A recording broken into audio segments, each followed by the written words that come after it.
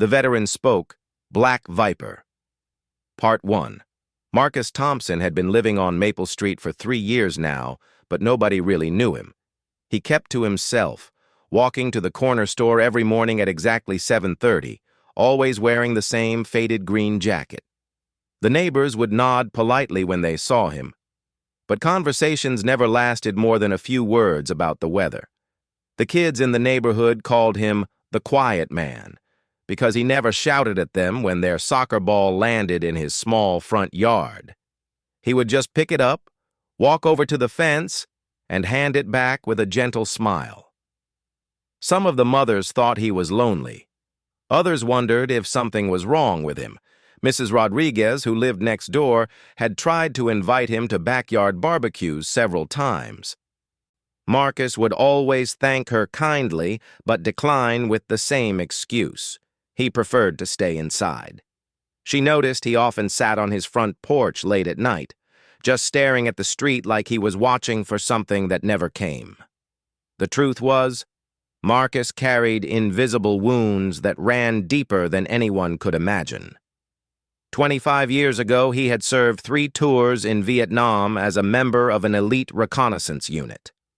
The memories of those jungle missions haunted him every single day, but he had learned to push them down, to function normally in civilian life. Most days, he succeeded. On Tuesday morning, October 15th, everything changed. Marcus was walking back from the store with his usual bag of groceries when he heard shouting from down the street. A group of teenagers had surrounded old Mr. Patterson, the 70-year-old man who lived in the blue house at the corner. "Give us your wallet, old man," one of them yelled, pushing Mr. Patterson against his fence. "We know you got money in there." Mr. Patterson was shaking, trying to explain that he only had a few dollars for his medication. The teenagers laughed and pushed him harder. One of them pulled out a knife, waving it in front of the elderly man's face. Marcus stopped walking. His groceries fell to the sidewalk as something deep inside him awakened, something he had kept buried for decades. His hands began to shake, not from fear, but from a rage he recognized all too well. Other neighbors had started to notice the commotion. Windows opened, and people peered out from their front doors, but nobody moved to help. Some were calling the police, but everyone could see the knife. Everyone was too scared to get involved. Marcus closed his eyes for a moment and took a deep breath. When he opened them again, his entire demeanor had changed. The quiet, gentle neighbor was gone. In his place stood someone who had seen real combat, someone who had been trained to handle dangerous situations. He began walking toward the group with steady, measured steps. His back was straight, his movements precise. The scared civilians watching from their windows didn't recognize this version of Marcus Thompson. "Hey!"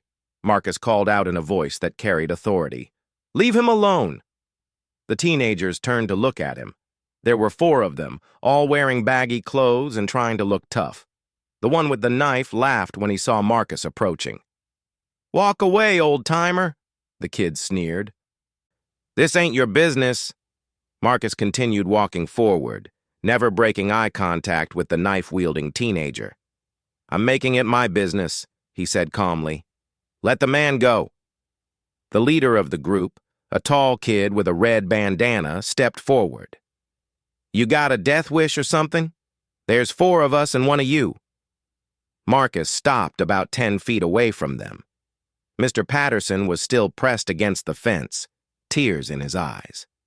The old man looked at Marcus with desperate hope. 4 against 1, Marcus repeated slowly, his voice getting quieter but somehow more intimidating.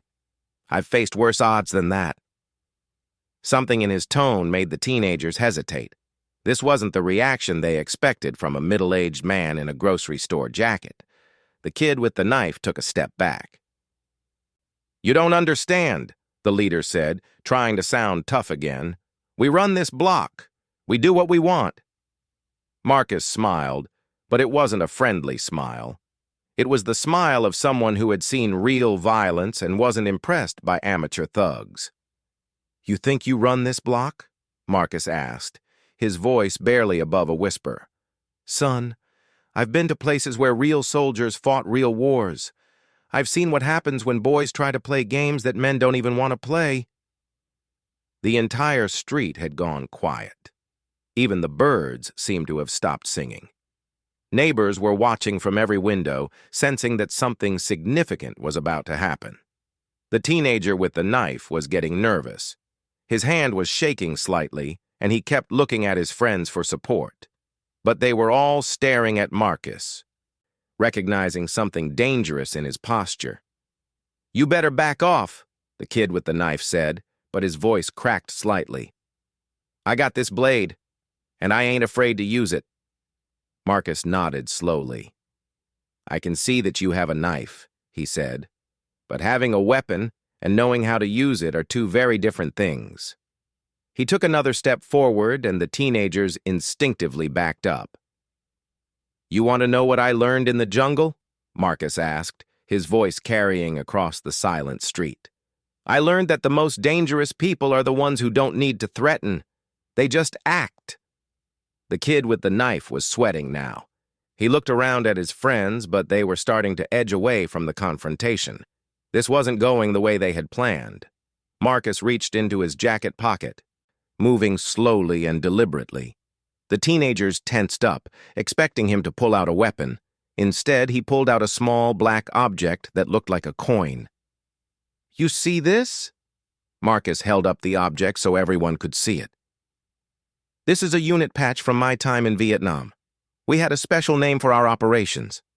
He looked directly at the leader of the group, then at each of the other teenagers. We were called Black Viper. The moment those words left his mouth, the entire block went completely silent. The veteran spoke. Black Viper. Part 2. The silence stretched on for what felt like minutes but was probably only seconds. Marcus held the small black patch between his fingers, and something about the way he said those words made everyone understand that this wasn't just a story or a threat. This was real. The teenager with the knife looked confused. Black what?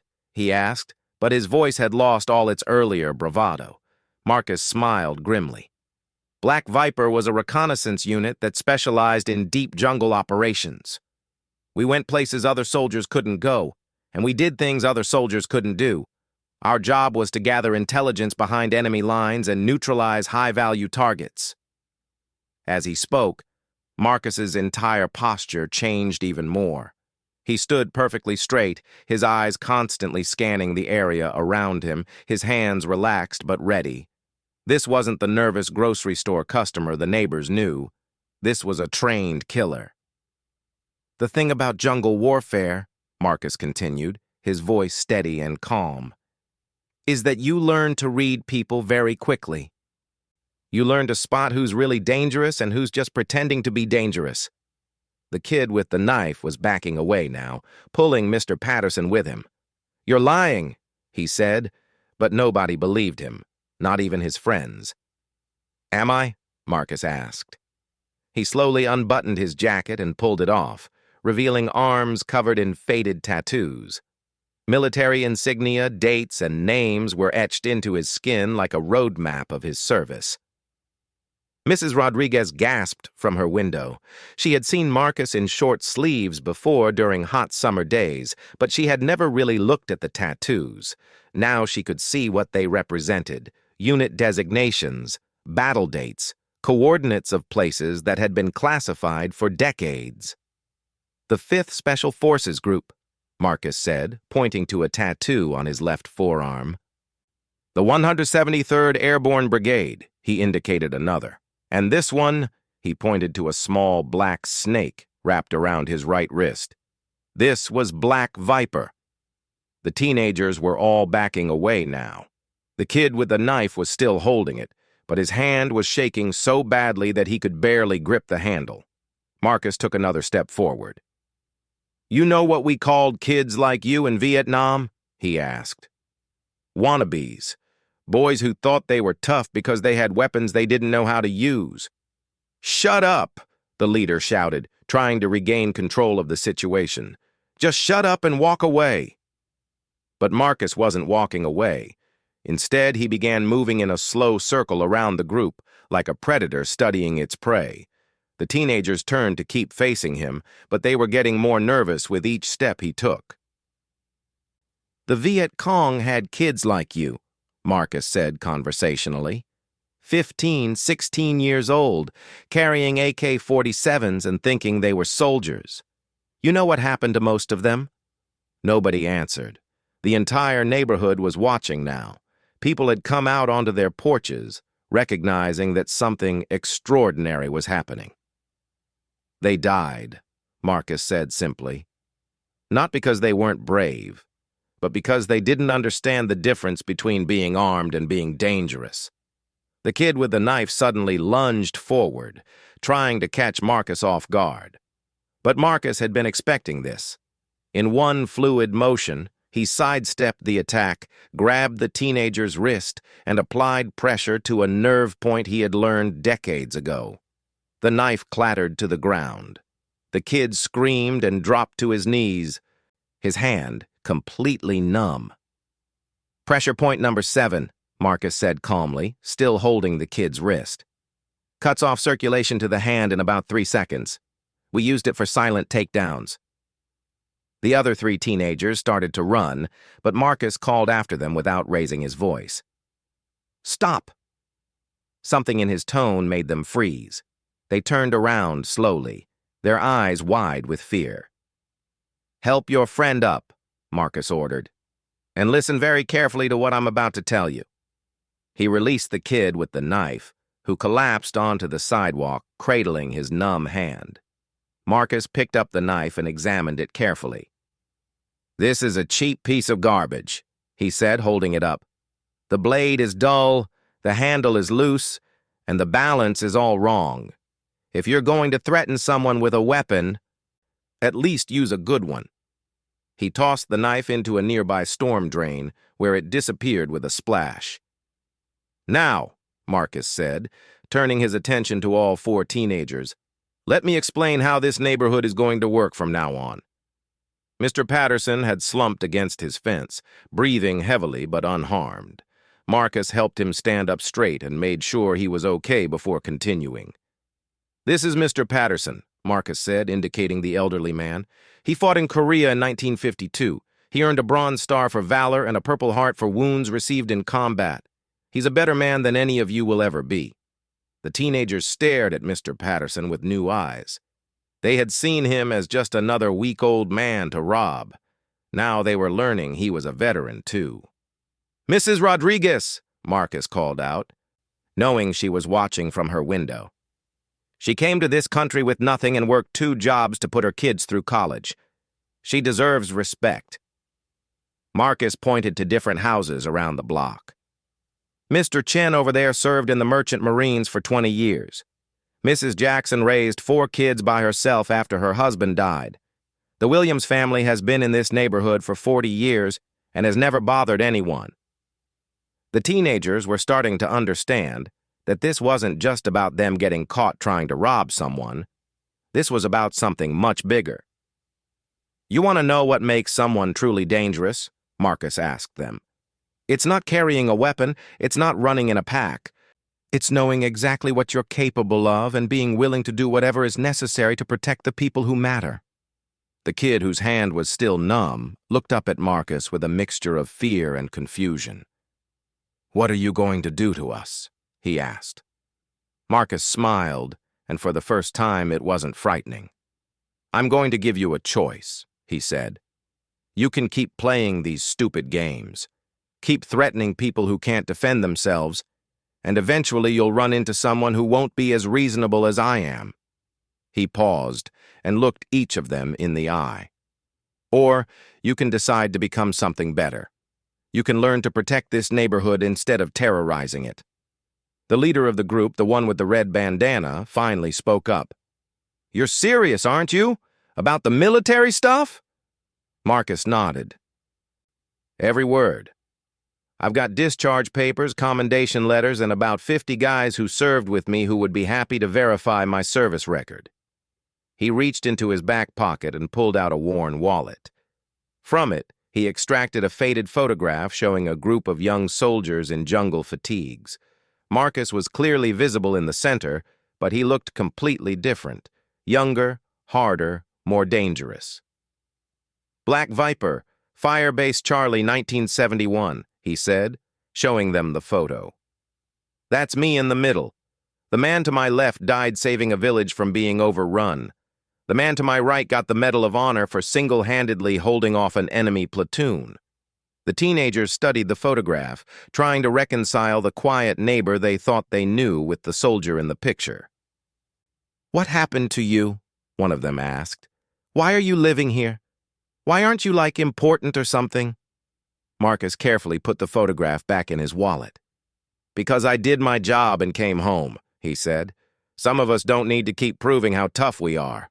We already know." The veteran spoke, Black Viper. Part 3. The afternoon sun was beginning to set as Marcus looked around at the neighbors who had gathered to witness the confrontation. People were starting to come down from their porches and windows, no longer afraid. The immediate danger was over, but something fundamental had changed on Maple Street.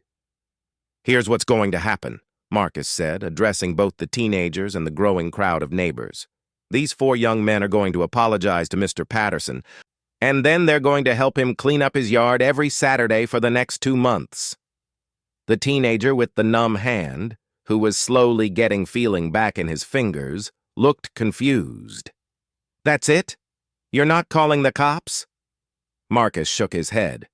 "The police would arrest you, process you through a system that doesn't really care about fixing problems, and in 6 months you'd be back on the streets doing the same things or worse."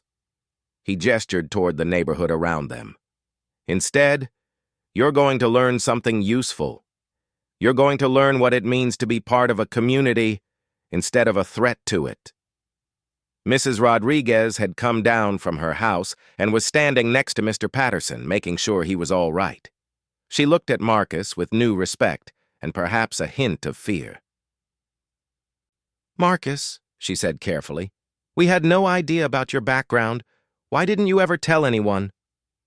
Marcus put his jacket back on, covering the tattoos that had revealed so much about his past. "Because it's not who I am anymore," he said simply. "I've been Marcus Thompson, quiet neighbor, for 25 years. Today I had to remember how to be Sergeant Marcus Thompson of Black Viper for about 10 minutes. I'd prefer to go back to being the guy who just buys groceries and minds his own business." The leader of the teenage group, the one with the red bandana, stepped forward hesitantly. "But what if we don't want to clean old man Patterson's yard? What if we just leave and never come back to this block?" Marcus considered this for a moment. "That's certainly an option," he agreed. "But let me tell you what will happen if you choose that path." He pointed down the street toward the main road. "You'll go find another neighborhood to terrorize. Eventually, you'll pick the wrong target or the wrong block.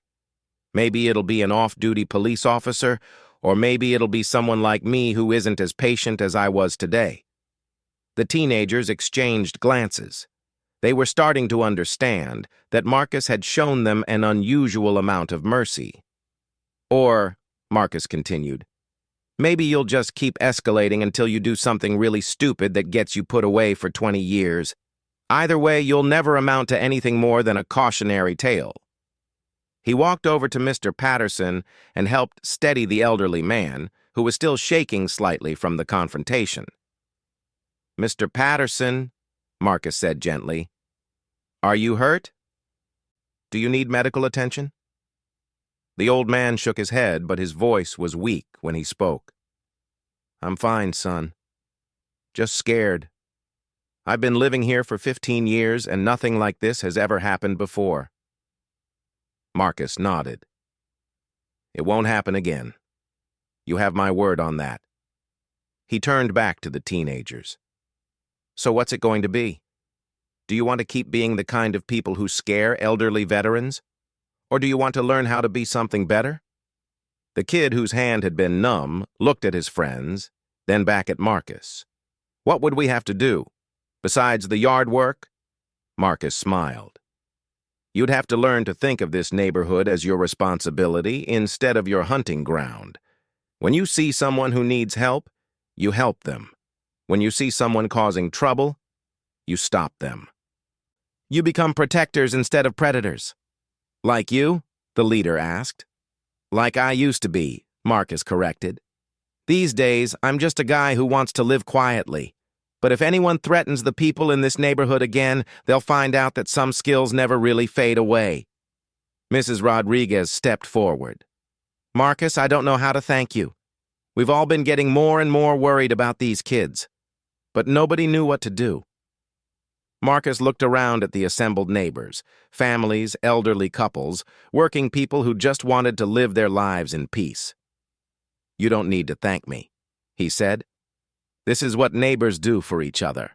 He turned his attention back to the 4 teenagers who were huddled together and clearly trying to figure out how to handle this unexpected turn of events. I'm going to tell you something my drill sergeant told me 45 years ago, Marcus said.